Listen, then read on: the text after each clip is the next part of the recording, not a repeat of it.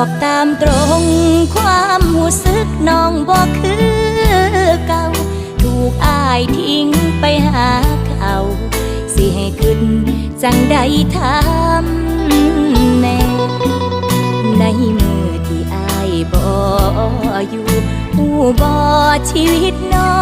งแย่สลัดหักน้องแบบบ่แค่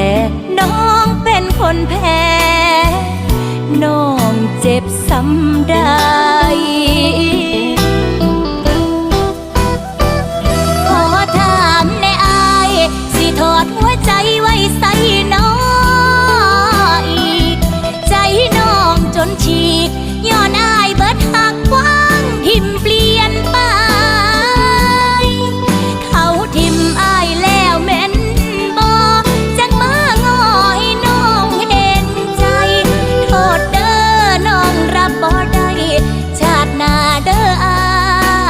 ยจังมาพอกันถ้าจังใดคือสิขาดใจได้ยินคำเว้าให้คิดฮอดมือสองเฮาใส่ลมหายใจห่วมกันไอ้เกลียดการที่อยู่คนเดียวคือจังหมดความสำคัญ